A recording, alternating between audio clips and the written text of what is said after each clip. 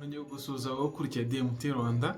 Iyi channel yacu ni y'umuryango, ni y'ubumwe bwacu duhuriraho twese, ariko tukubona ibitekerezo nyine uko bisanzwe, ariko nyine ari akantu umunsi nonje kukubwira akantu gakora ku mutima cyane. Niba ufite umutima woroshye nyine urihangana, ariko ni akantu kavuga ngo nyine byago ntugahore, ariko none ntukabure.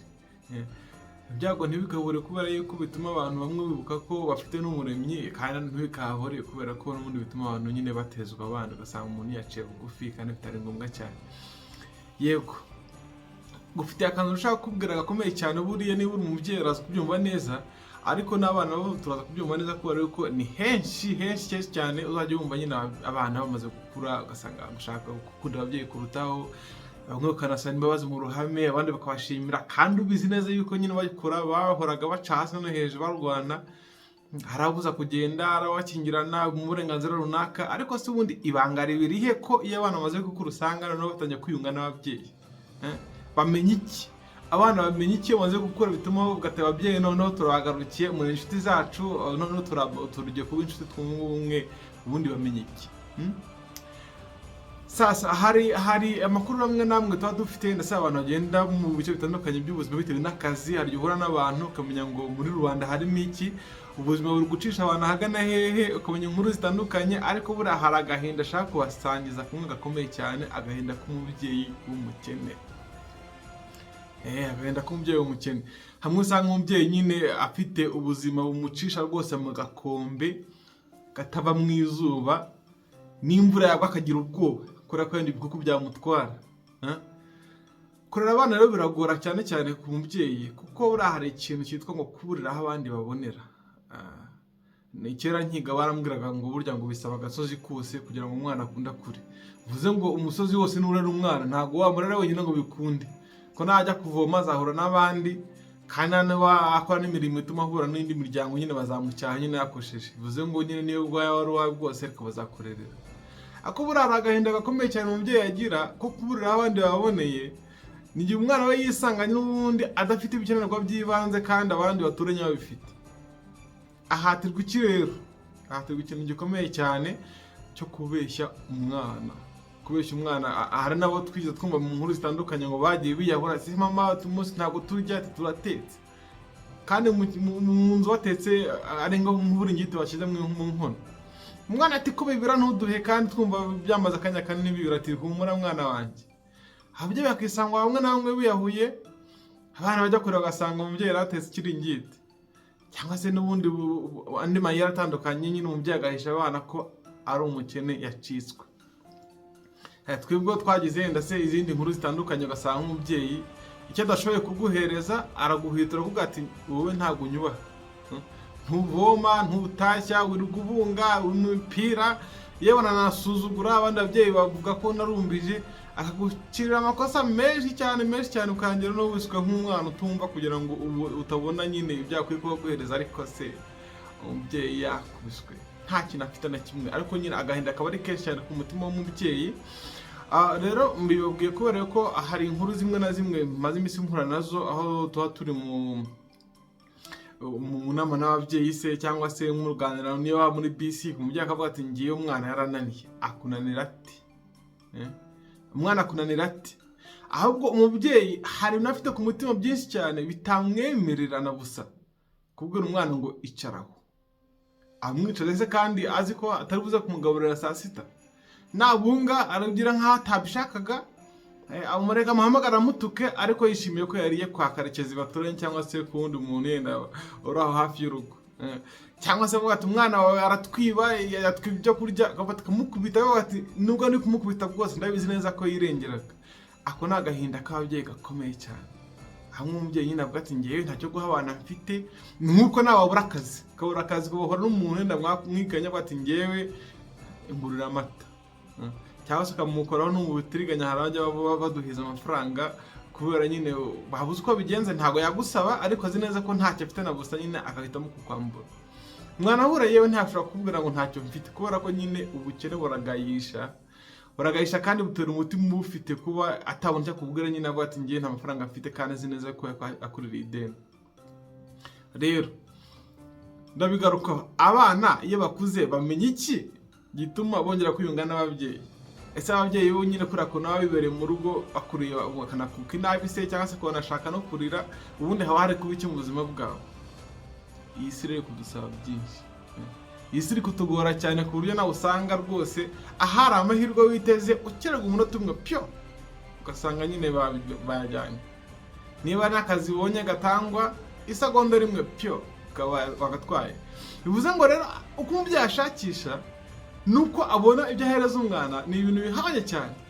Kandi ufite umwana se wamugira utese ko ari uwawe ko utamutiza nk'itungo. Ari nawe avuga ati ubu ngubu rwose no kujyana umwana ahantu akamara iminsi 3 ntabwo bigikunda. Kwabanje gukura umwanya agahe mukamara amezi 2 3 ubu ngubu bahamagara iwanyu ngo muze mutora umwana. Kubera ko kiguzi cyo gutunga umwana ubu ngubu kirakomeye cyane. Umubyeyi yitwa n'agahinda kenshi cyane kubona yagakwiye kuba atanga ibisubizo byose ku mwana ariko nta kimwe ashoboye. Hakazamo akandi kantu kameze nk'uburyarya kavuga ati njye ntabwo unyubaha ariko mu by'ukuri rwose pe umubyeyi yararembye nta kintu na kimwe afite adashobora no kuguhereza twibanze abona abandi bana bo mu gasozi bafite. Ubwo ngubwo rero ibyo ngibyo biba bigoye cyane. Umwana akura azi neza ko ababyeyi bamwanga cyane ko nyine nk'abana tatuzi ko ababyeyi bazi ibintu byose bafite ibintu byose. Yari umubyeyi utarizeye bajya gukangara abo nk'akantu gato bati papa burya azi urufaransa de cyangwa se mama azi urufaransa ko bafite kandi nyamara ari akantu gato ashyizemo kugira ngo nyine akwereka ko ari mukuru. Nturuze kumva umuntu ari gutanga urugero avuga ati ubundi iyo utarashaka uba wumva uzagura ibintu ukabibona umugore yaza akavuga ati none ibintu byawe nyine mbifata neza ariko umwana yavutse umumama uko ashoboye kose umwana akamenya ko ibiri mu rugo ari ibye. Intebe za mama, ububati bwa mama, ibyo mutunze byose kandi bya mama. Bivuze ngo haba hajeho kongera kwerekana yuko noneho nubwo umusanze mu rugo ariko waje araguteguye, afite byinshi agomba kugenera, ugomba kuza nk'umwana nyine akakurera ugakura anaguha ibyibanze bishoboka. Kuko rero urya yahashye ukambara yaguze ukajya ahantu yagutegeye cyangwa kimwe se yagutwaje imitwaro yose kubona arimo ayikora, uvuga ati mama cyangwa se papa afite byose ashoboye. Rero ko bigenda byituma ubona bya bindi ugomba gukenera atari kugenda bibona urushaho kongera umukemanga. Kuko umukemanga rero uvuga ko abikwima ariko inyamara akureba ubugeze akavuga ati ibi ngibi byo sinzabona mu bicikira kandi sira hanze iri kumukanda. Kajya ubona muzana atahabwije gatanatongana cyane kagira ngo nuko so ari mubi ariko iyo ukuze umenya ibanga twatahaga yanga ibibazo byo mu rugo ko mubaza ngo ariko se ngo urabona ngo kanaka ngo yavuye ku ishuri cyangwa se mu cyo ngo kwari waje kwishyuza hano ibyo byose abyinda kaza bakangara bakora mu nzira.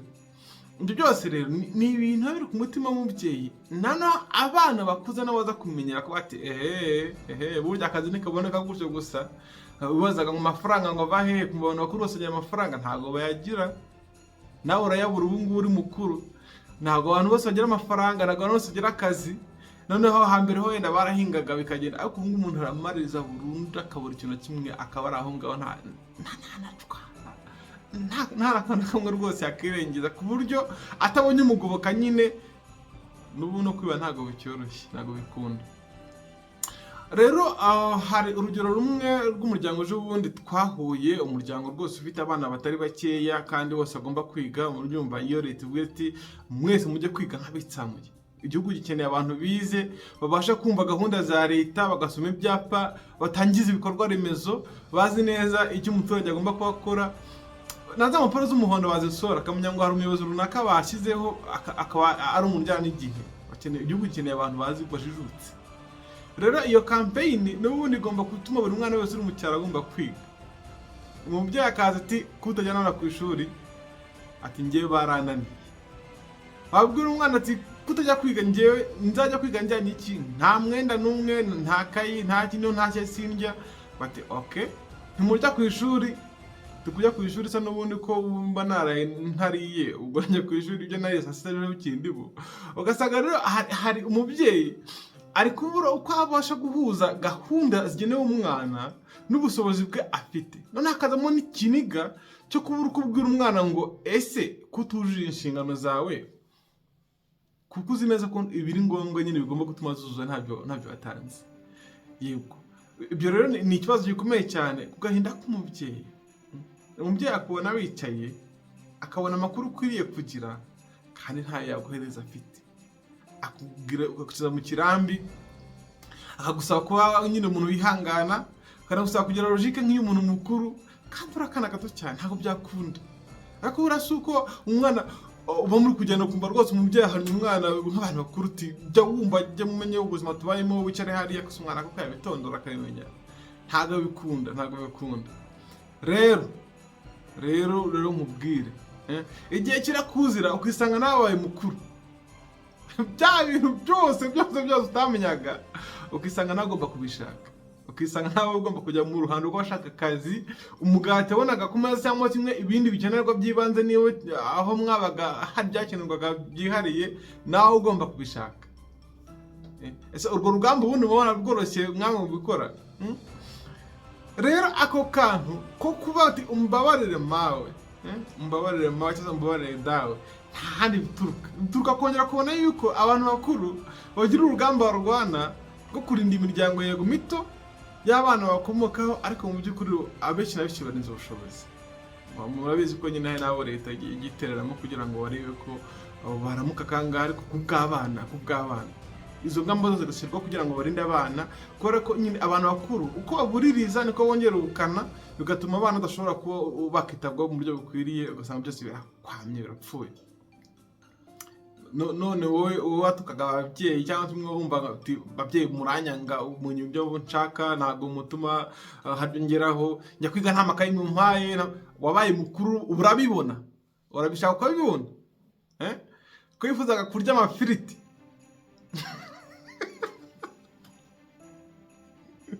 ushaka kurya inyama zihoraho, ushaka kujya mu minsi mikuru, ubu ngubu uri mukuru urabyikorera, bigenda bite? Wabinanijwe n'iki kandi naga abantu babikwima ku gahato? Byagiye he ubushobozi birataga kuza wumva uzaba ufite vision n'amafaranga menshi cyane? Ari hehe? Rero abantu bakuru twishime n'ibyo ko twarakuze dufatwa nk'abanyamuryango bakuru b'igihugu, ariko se abo batoya bononeho rero batorera nabo ijisho ry'impuhwe n'ibyo, ariko natwe tunyuma gucisha mu makiya nyine abantu bakuru bamenye ngo umwana akwiye kubwirwa iki, niba koko nta mafaranga ufite umwana akwiye kubwirwa ate, kuko kubeshya umwana ko yanze gukora ukabituma umwima iby'ibanze byatuma yenda aba umwana nk'abandi cyangwa se akagira iterambere runaka yubaka, ntabwo aribyo bituma aguha amahoro, ntabwo aribyo. Kuko nabonye imiryango myinshi imwe ihitamo kurera abana babwiza ukuri, indi igahitamo kubarera ibabwira ikinyoma, ariko kugera ubu ngubu ubucuti nabonye buramba bw'umubyeyi n'umwana buturuka kenshi na kenshi ku mubyeyi akoresha kuvuga ati twebwe amafaranga ahari ni makeya, cyane nta bundi bushobozi dufite bwihariye, bishoboka ni ibingibi muhazwe n'ibingibi, ariko bitagaragaye ko umubyeyi nyine agushyira mu bugome bwo kwima abana ibyo bakeneye kandi koko ntabyo ushoboye kubona. Rero nabaye mukuru nyine ibyo bihe waciye mu byo kurenganya ababyeyi kubw'impamvu yenda se kwagufashe kudakwiriye bitewe n'uko abashobozi bafite, nawe nyine ujya unyuza mu gato byoroshye, kuko n'ubu amafaranga nyine ashaka akabura nyine arabyumva ntapfa kubita byoroha cyane. Kandi uri kugerageza no gushaka akazi, ikintu cy'umwana ntabwo ari kumenya ngo afite akazi nshaka cyangwa afite uko nshaka kubona amafaranga, umenye ngo ndashaka kubona amafaranga bityo muri zino nzira, niba ari uko wize ukabona akazi ufite, menya ko ugomba kwiza nyine ukora icyo bita gutigita. Abakire bose bisanzure bavugishe nyine, bavuga kwirukana ntabwo ukeneye benshi n'umwe wenyine, umwe nakwemerera akakumva akaguha akazi nyine uzajya nako ngako, kandi ikindi nyihera ko dukeya kubera ko nyine ngo n'agatonyi kakaba kwiguye niko bavuga, byose bizagenda neza. Ariko nyine ntuburirize, kuko kubuririza bitera nyine ya stress nyine ni nziza yego ukimanaginga, ariko uramenye ntuzavuge nk'ibyayobo ngo havumwe umunsi navutseho, gucuruza kubaho abandi babyishimira kubera ko ukura abandi babonera, ntabwo ari byo.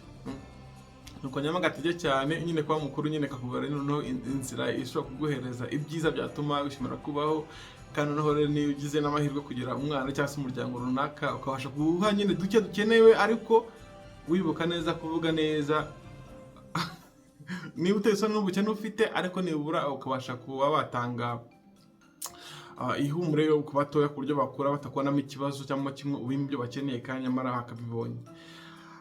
Murakoze cyane DMT Rwanda, ni YouTube channel yacu yanjye nawe, ubu ni umwanya muto cyane wo gukusanya ibitekerezo byinshi cyane ariko nzabafatira abatumirwa b'abanyabwenge baduhaza amatsiko bazi ku bibazo byo mu buzima cyane bimwe nyine bidakurwa mu gasozi. Hari ibintu byinshi bagurwa amafaranga ariko nibyo tugurwa amafaranga. Ndajya ngo mbigarukaho kenshi cyane ibintu bijyanye n'amarangamutima ya muntu no kuba umuntu uboneye sinagura amafaranga, ntabwo wagura ikinyabupfura, ntabwo wagura kuba umuntu uvuga neza.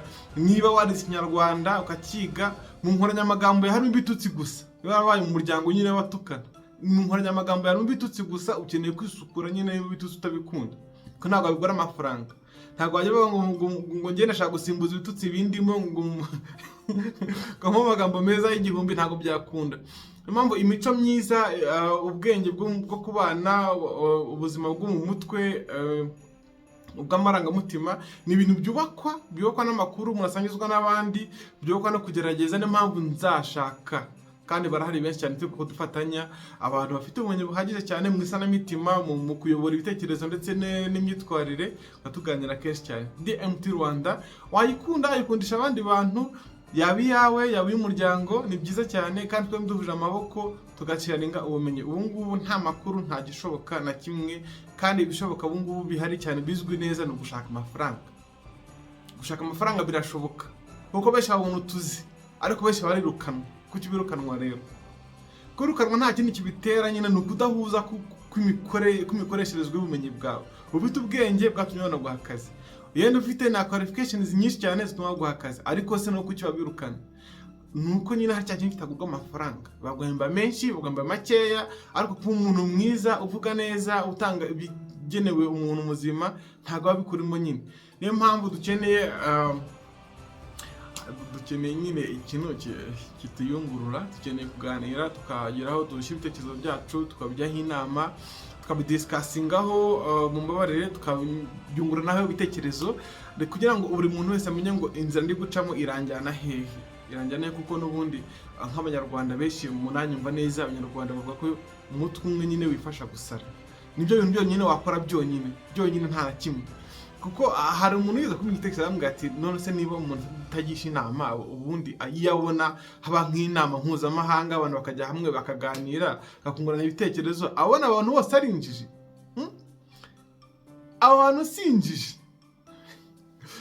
Abantu sinjiji kuko abo bose bafite ibyo twese twifuza kugira, n'abadogiteri n'abashakashatsi bakomeye cyane, ariko barahura nyine bakaganira, bakungurana inama. Niyo mpamvu n'ubundi kuguma hamwe n'ibyo tuzi byose ntabwo byakora, kuko igikenewe mu buzima byose ni imikoranire.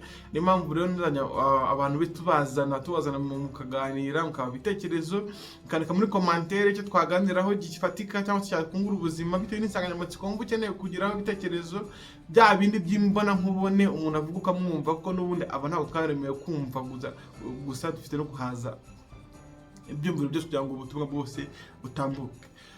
Ndagushimiye rero kubw'uyu mwanya ufashe turi kumwe twungurana ibitekerezo, ariko nyine uzirikana ko nyine umuntu mukuru nyine yinjira mu rundi rwego rutuma asobanukirwa ibyo abantu bakuru babagamo. Umuntu mukuru yinjira mu rundi rwego, umuntu yari gukura yinjira mu rundi rwego rutuma asobanukirwa neza ibyo abantu yitaga bakuru icyo gihe bacagamo. Rimwe na rimwe ikintu cyabaramputaje, abana benshi njya numva namenyereza ko byabaramputaje, n'ukuri nyine uzasobanukirwa impamvu bagutaza kiyari cyane, ko nyine hari abakugendera urugendo rwa mbere yuko wowe ugira intambwe yikorera, bakakureba ibyo utabasha kureba, nyine ako kazi uzakora bakaba bakarimo nyine bazibeberamo. Nkuko nyine umukozi mushasha akavuga ati njyewe mfite ubumenyi, ugasanga byakomeye, ariko nyashize imesi usanga ngenza gake nyine ko maze kumenya nyine indi nzira y'imibereho, nyine ko kubana kubaho ni ibintu biri simple cyane, ko kubana nyine ni ihurizo. Rero urakoze cyane, see you next time. Niba utarakora subscribe please kora subscribe, kuko ni byiza kubana natwe, kandi n'insanganyamatsiko nyinshi zose zirahari zitubumbira ubuzima, by'umwihariko ziduha icyo dukeneye cyanyacyo. Amafaranga araboneka, ariko umuntu buri kubura. Dukeneye kubaka umuntu wacu imbere, uduhereza amarangamutima akwiriye, ndetse no kuyakoresha mu buryo bukwiriye. Bye bye.